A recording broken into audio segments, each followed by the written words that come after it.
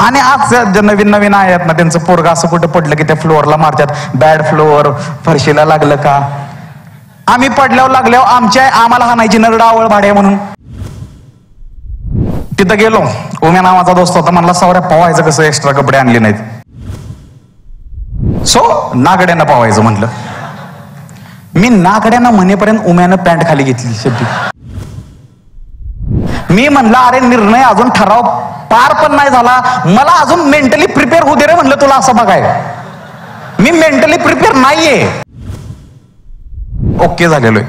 आता आम्हाला सगळीकडे वावर दिसतं, इथं लईत लय आलं तर कोणी बिबट्या येईल, माणसं येत. दुपारी 3ला आणि 4ला विहिरीकडे कोणी येत नाही. आता प्रॉब्लेम काय, जर आता तुम्ही पोहायला जात असाल किंवा स्विमिंग पूलला जात असाल तर जेन मॉम डॅड थोडेसे लिबरल आहेत आणि मला खूप जेलस आहे. 2000 नंतर जन्माला आलेले किती लोक आहेत, हातवर करा. वा वा, मी लय जळतो तुमच्यावर.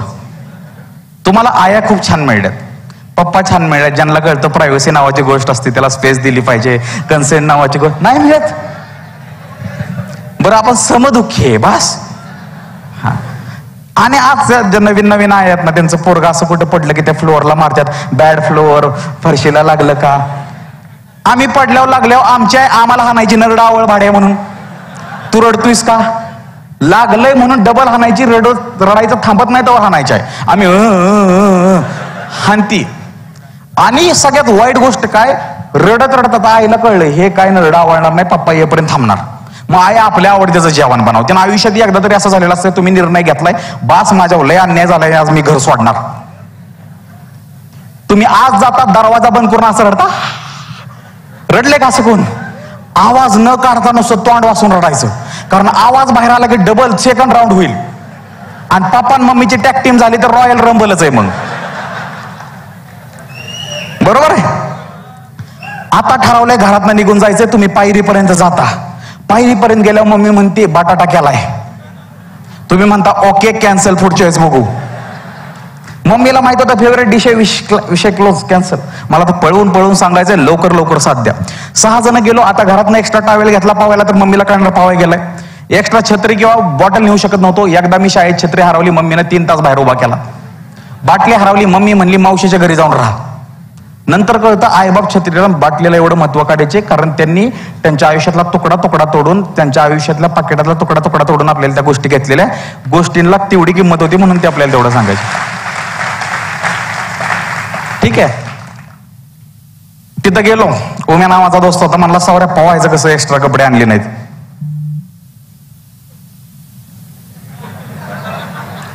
पुरुष कलेक्टिव्ह डिसिजनवर चालणारा प्राणी आहे. इंडिपेंडंट डिसिजन कवा तरीच घेतो. इंडिपेंडंट कवा तरीच. मी म्हणलं आपल्याकडं जंगलात आहे, आपण इथं आपल्याला बघाय कोण आहे का.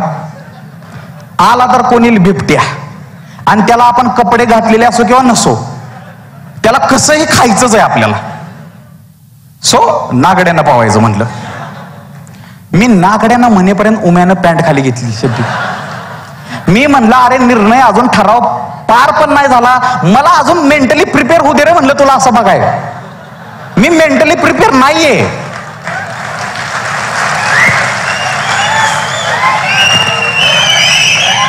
नशीब उम्याचा शर्ट लांब होता. उम्या म्हणला आता कलेक्टिव्ह डिसिजन झालं, सगळ्यांनी पॅन्ट खाली. मी म्हणलं हे बघा, काही लाज बाळगायची गरज. आपण 6 लहान मुले, 6वीतलं पोरग लहान असतं हे कोण म्हणलंय. ओके, तुमच्या कन्सेंटनं चाललंय. असंच काय चाललेलं.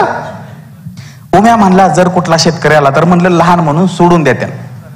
म्हटलं आपल्याकडे वेळ कमी, पाहून पटकन माघारी शाळेत जायची आपल्याला. मग काय केलं, सगळ्यांनी शाळेची चड्डी, ती आम्हाला खाकी चड्डी असायची आणि इथं बिल्ला असायचा शाळेचा, पांढरा शर्ट. आम्ही शर्ट त्या साईडला ठेवला. शर्ट आणि चड्डी ही गोल विहीर आहे, या साईडला शर्ट आणि चड्डी ठेवली आम्ही, आणि या साईडला इनर ठेवली, अंडरपॅन्ट. पोरं म्हणली सेपरेट सेपरेट का ठेवायचं. म्हणलं मागच्या वेळेस आलतो, माझा सँडल माकडाने चोरून न्यालाय. बाळा म्हणलं ह्या तिन्हीतलं एक जरी वस्त्र गेलं घरात घेणार नाहीत, सो सेपरेट सेपरेट ठेवूया. जिओग्राफी कळली सगळ्यांना. गोल विहीर आहे, ह्या साईडला अंडरपॅन्ट आहे, त्या साईडला आहे शर्ट आणि चड्डी. आता आम्ही पोहायला गेलोय, उम्या पोहायला खाली आलेला आहे. उम्याला कानाचा त्रास आहे, 10 मिनिटं पोहला बाहेर आला. ॲलेक्स नावाचा एक पोरगा ज्याला पोहायला येत नाही, मला पोहायला शिकून 4 दिवस झाल्यात. ॲलेक्सला म्हणलं मी तुला शिकवणार. त्याला माहितीये 4 दिवस आधी मी शिकलो, ॲलेक्स म्हणतोय तूच शिकवायचं. ॲलेक्सची माझी दोस्ती 2 दिवसाची आहे. त्यानं जीव माझ्यावर सोडलाय की तू शिकवायचं मला.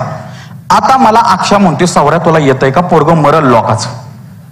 आता मी इगोवर घेतली गोष्ट, मला त्याच्या जीवाची पर्वा आहे का. त्यानं माझ्या पाहुण्याच्या स्किलवर घेतलं कसं डाऊट. मी म्हणलं ॲलेक्स काय नसतंय, विहिरीच्या कटड्याला धरायचं, पाय मागं सारायचं आणि पाण्यात नुसतं असं असं करायचं. पवायला येतं, कॉन्फिडन्स आला की हात सोडायचा. तो म्हणला एवढं सोपं आहे. म्हणलं हो. मी म्हणलं तू घरी चटाईवर पण प्रॅक्टिस करू शकतो. ते एवढं बोगस होय काय म्हणलं सौऱ्या. त्यानं हात लावला. उम्या एका बाजूला पावतोय, उम्या पाहून बाहेर आलेला आहे, अक्षय पावतोय, विश्व्या, रोया सगळे पावतात. प्रत्येक जण आपापल्या ह्याच्यामध्ये. आणि मी ह्याला असं धरून मी फक्त ह्याची माझ्या बघतोय किती वेळा पाय मारतोय. आणि मला एकच करायचं होतं, एवढ्या वेळा पाय मारायला लावायचं की शेवटी याला खांद्यावर न्यायला लावला पाहिजे. पाय दुखलं, पाण्यात पायले दुखतात जड. एवढं सगळं झालं. उम्या बाहेर गेला. उम्या संपूर्णपणे उम्या म्हणला सौऱ्या बॉडी वाळवायची कशी. म्हणलं यूज फॉरेन टेक्निक. म्हणला म्हणजे काय. म्हणलं सनबाद घे. सनबाद माहितीये ना. हा, असं थोडासा सूर्य आला की फॉरेनर लोक सुट्या घेऊन जातात बीचवरती. आपल्याकडे सोयच नाही, आपण करपून बाहेर येऊ. उम्याला म्हणलं एक साइड तू क्लिअर करत जायचं, सूर्याकडे थांबायचं. 4ही बाजूनं त्यानं सनबाद घेतला. थोडं थोडं दवबिंदू त्याच्या शरीरावर राहिलेत. तो असा थांबलाय सनबाद घेत. तेवढ्यात जोरात म्हणला सौऱ्या चव्हाण, बर्ग्यान, खाडेसर यायला लागल्यात. आणि आकडी येते माणसाला माहिती ना तुम्हाला की असं आकारतो माणूस. त्याला तो शॉकच ऍब्झॉर्ब नाही करू शकला तो की 3 डाकू आपल्या शाळेतले गॅमजॉक वासेपूर सारखं पल्सर गाडी वाशी यायला लागल्यात बांधावनं. पहिलं तर त्यानं डोळं चोळलं की हे नक्की होतंय का. खाडेसर म्हणजे 6.5 फुटाचा माणूस आहे, लक्षात घ्या. त्यांच्या मागं बर्गेन चव्हाण सर बसले. खाडेसर तिरकं झाल्यावर कळलं की मागं 2 जण आहेत. आणि ते मारत्यात कमी आणि म्हणजे ते नाही का मारत्यात कमी आणि असं नाही का हेलपाटायचा माणसा नुसतं इकडे ढकल तिकडे ढकल, कानाखाली दे, हरिण दाखवतो म्हणायचं, वर उचल. बेकार स्कॅम. उम्या असा म्हणला तसा सॅमसंगचा पाय मी सोडलं. सॅमसंग गाळात गेला डायरेक्ट. अक्षा, रोह्या, विश्व्या, जोशा सगळी बाहेर पळत आलो तसं अक्षानं अंडरपॅन्ट उचलली. उम्या अजूनही आकडीत असा बसलाय. तो ऍब्झॉर्बच होईना त्याला की जे माझ्यावर झालंय ते खरंच होतंय. मी म्हणलं अंडरपॅन्ट सोड. शाळेत अंडरपॅन्ट चेक करत नाहीत, युनिफॉर्म चेक करतात. पहिलं शर्ट आणि चड्डी घे. पोरं म्हणली ओके. आम्ही असं वळणार तेवढ्यात अक्षाला म्हणलं पहिलं तोंड लपव. पुरुष एवढ्या घाईत पण त्याला प्रश्न विचारायचा. म्हणला तोंड का लपवू. म्हणलं बाळा बाकी सगळं बघितलं तर सेम आहे, तोंडच वेगळं आहे आपलं.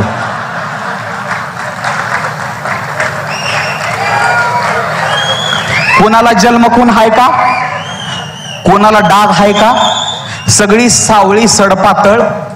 कुणाला बघितलंय सांगू शकणार आणि काय बघितलंय सांगायची अवस्था.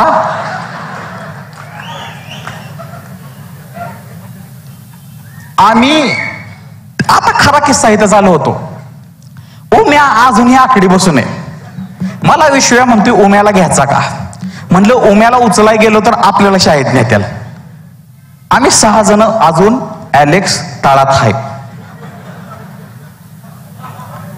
आणि त्यानंतर जो मी निर्णय घेतला इंजिनिअरिंग नंतर सगळ्यात चुकीचा निर्णय जर काय घेतला असेल तर तो होता. आम्ही 5 जण ऊसाच्या रानात घुसलो.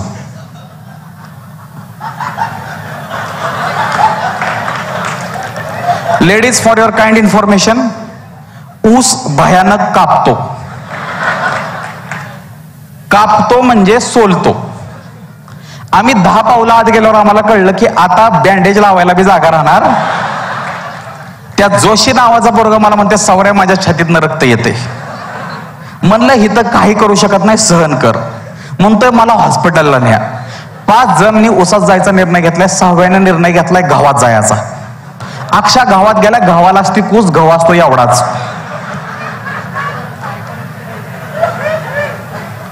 रांगत गेलाय. 1.5 एकर आम्ही फिरलो असेल. मधल्या मध्ये रानडुकार कसं ऊस इकडे तिकडे करतं तसं आम्ही ऊस अल्टी पलटी केलाय. शर्ट घालाय बघतोय, शर्ट घालाय ना, चडी घालाय ना.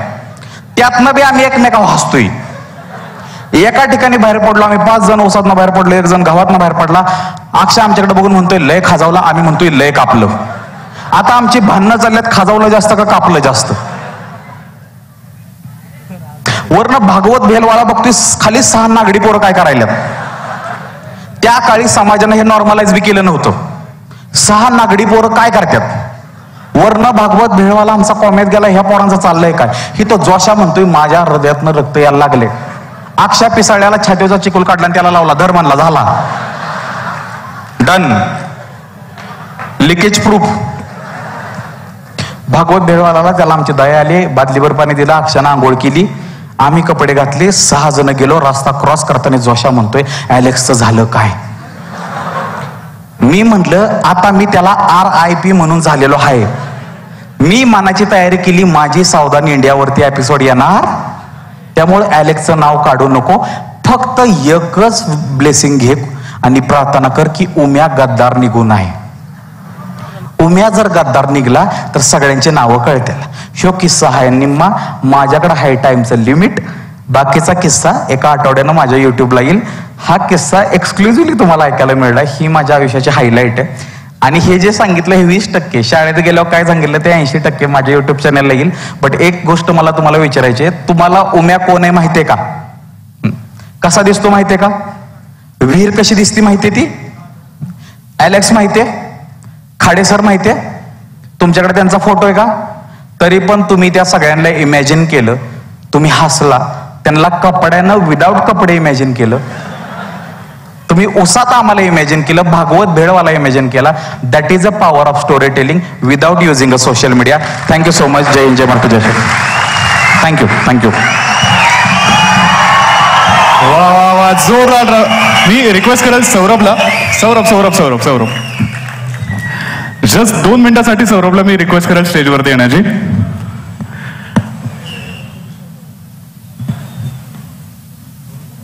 येस, परत एकदा जोरदार झालं पाहिजे सौरभसाठी.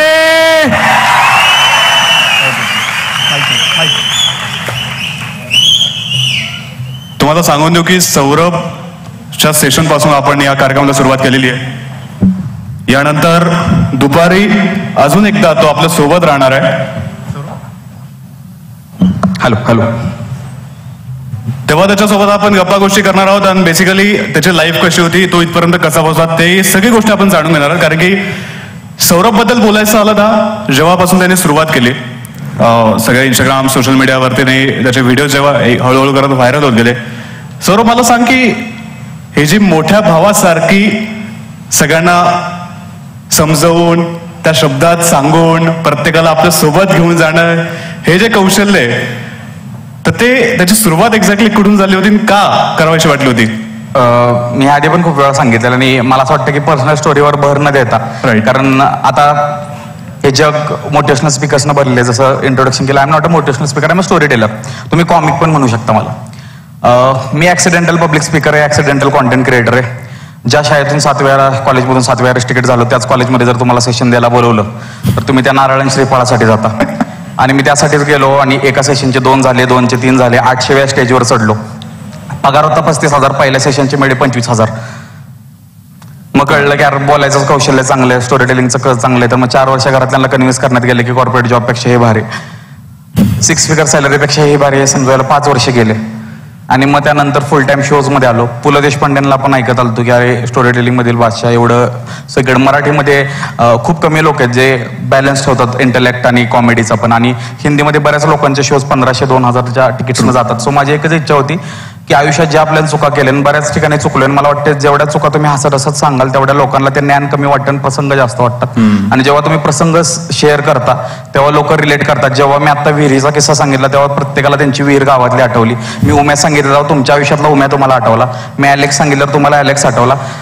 मी किती शहाणा आहे हे स्टेजवरून सांगितलं तर खालचे म्हणतात चलने कॉलला तुला. समोर हे जर प्रत्येक वक्त्याला कळलं की मी लय शहाणा नाहीये, मी तुमच्यापैकीच एक आहे, मी तुमची स्टोरी इथं सांगायला आलोय आणि तेच मी मागचे 6 वर्ष करतोय. मराठी ऑडियन्सला ह्या लेवलला घेऊन जाणं, स्वतःचे शोज लावले आणि 15-15 जिल्ह्यामध्ये आपण 1300-1200 लोकांचे ऑडिटोरियम भरणं, ह्या लेवलला जायला 6 वर्षाची तपश्चर्या आहे. त्यामध्ये मी 25 जिल्हे फिरले लालपरीनं एसटीनं. यात एसटी महामंडळाचा खूप मोठा हात आहे. तिथं खूप मोठा कॉन्टेंट मिळालाय मला. एका बसमध्ये आजी असते, आजोबा असतो, सासरा असतो, एक पोरगा असतं, ती सॅक ठेवून बसलेला असते. त्याला वाटत असतं कोणतरी माझ्या शेजारी बसावं, तो सॅक उचलतो, ती बसायच्या जागी म्हातारी बसतं, ती तंबाखू मिळतं. त्याला कळतं ज्याच्यासाठी सॅक ठेवली ती नाही बसली, पण म्हातारा बसलं, म्हातारा आयुष्याचं ज्ञान देऊन जातं. सो माझ्या आयुष्यात 80% कॉन्टेंट माझा बसमधून आलेला. मला जर हे अवलिया मित्र मिळलेत आणि जे उंडगे मित्र मिळलेत त्यांच्यामुळे मी आहे. ती जरी स्टेजच्या खाली असेल तरी त्यांच्या स्टोरीज मी तुम्हाला सांगतोय. आणि असंच चालू झालं. ऍक्सिडेंटलच हे काय आणि ते काय ते देवाच्या कृपेने. ऍक्च्युली हा प्रश्न विचारणं पाठीमागचा एकच मोठं होतं माझा की सौरभबद्दल बोलायचं झालं तो एक अर्धवट इंजिनियर सुद्धा आहे. इथे बरेच सारे इंजिनियर्स असेल. Make some noise engineers. एक इंजिनियर काय काय करू शकतो हे वेगळं सांगायची गरज नाही. बट अर्धवट सोडल्यानंतर सुद्धा जेव्हा तू BBA ला ऍडमिशन घेतलं, late me tell you one thing की त्याच्या कॉलेजमधून इज द ओनली वन ज्याला ऍट अ टाइम 21 कंपन्यांमधून प्लेसमेंट ऑफर मिळालेली होती. आणि त्यानंतर तिथून जेव्हा सगळ्या गोष्टींवरती त्याने एक रिजेक्ट करून हे जेव्हा क्षेत्र निवडलं, मला सांगण्याचं फक्त एकच मोठं की जर सौरभ नावाचा एक मुलगा छोट्याशा गावावरून येऊन जर इथे हजारो मुलांना, लाखो लोकांना सांगू शकतो, त्यांना मनवू शकतो, तर ऑफकोर्स इथे बसलेल्या हजारो मुलांपैकी कोणी सुद्धा वरती येऊन तो त्याचं पॅशन जे असेल ते फॉलो करू शकतो. I am right? Yes, perfect. Yes, क्या बात आहे. So thank you so much Saurabh. Thank you. आणि एक शेवटचं एक सांगायचंय, मला एक गोष्ट जाणवायला लागली की जेव्हा आपल्या अवतीभोवतीचा व्यक्ती कोणाचे 10,000 20,000 फॉलोअर होतात, आपण जेलच होतो की यार तो काहीच नव्हता आणि तो व्हिडिओ पण फेमस झाला. Let me tell you one thing. मी प्रत्येक क्रिएटरला पण हे सांगतो आणि 2च गोष्टी आहेत. मे बी मी टाइम जास्त घेतो बट मला हे आवर्जून सांगायचंय. 2 इथिक्स पाळा. खूप जास्त प्रेक्षक आहेत महाराष्ट्रात, खूप जास्त प्रेक्षक आहेत, खूप सारे ऑडिटोरियम आहेत, खूप लोकांना, खूप वक्त्यांना, खूप स्टँडअप कॉमिक्सला ऐकायची गरज आहे. कॉम्पिटिशन नाहीये, कोलॅबरेशनची वेळ आहे. एक फक्त संधी मागून बघायची आणि तुम्हाला हे करायचंय. दुसरी गोष्ट, एक वाईज क्रिएटर निवडा. ज्याला फॉलो करताय तो जर तुम्हाला रमी खेळायला हवत असेल आणि ट्रेडिंग करायला हवत असेल कलरवरती, किंवा जर तो तुम्हाला सांगत असेल की इथे पैसे लावून 30,000 मिळतात, तर तुम्ही चुकीच्या व्यक्तीला फॉलो केलं असं मला वाटतं. जेव्हा तो 10,000वर होता तेव्हा तो चांगला होता, 20,000 होता तेव्हा चांगला होता, 100 वरती गेल्यावर तो तुम्हाला पैसे शिकवायला लागला असेल तर हे कुठेतरी चुकतं. सो आपण ज्या व्यक्तींना फॉलो करतो ते आपल्याला स्कॅम तर विकत नाही ना, हे लक्षात ठेवा. माझा एक शब्द आहे, एक वेळ आपल्याला मागून खायला लागलं चालेल पण दुसऱ्याला भीक मागायला नाही लावायची आपल्याला. हे इंडस्ट्रीत आपल्याला लोकांचं प्रेम, लाईक्स, फॉलोअर जे आलेले आहेत ते ह्या बेसिसवर आलेत की आपण त्यांना हसवतून विचार करायला भाग पडले. आता खूप जास्त होतंय. हे आता सांगायचं कारण की सकाळी एक मेल आलेला आहे, 36,000 रुपये गमवलेत एका सिंहगडच्या पोरानं फीचे पैसे कलर ट्रेडिंगमध्ये एका इन्फ्लुएन्सरचं बघून. आता ते पोरगं बापाला काय तोंड दाखवणार माहित नाही. We are helping him out in each and every way possible. But शेवटचं एकच गोष्ट सांगायची असेल तर हेच आहे, इझी मनी असं काही नसतं. इझी मनी असतं तर आपला पप्पा पण आज कुठं तर चांगल्या ठिकाणी असता. इझी मनी नाहीये म्हणून ते 9ला जातात 5ला येतात. सो ते येडे नाहीयेत. आपण मे बी थोडंसं हुशार आहे बट इझी मनी अशी काही गोष्ट नसते. संध्याकाळी आपण ह्याबद्दल ब्रीफली बोलूयाच. बेस्ट लक पूर्ण दिवसासाठी. थँक्यू. देश विदेशातील प्रत्येक घडामोडींचे लाईव्ह अपडेट मिळवण्यासाठी आता साम टीव्हीच्या सर्व सोशल मीडिया प्लॅटफॉर्मला लाईक, फॉलो आणि सबस्क्राईब करा. तसंच सर्व नोटिफिकेशनसाठी बेल आयकॉन प्रेस करायला विसरू नका.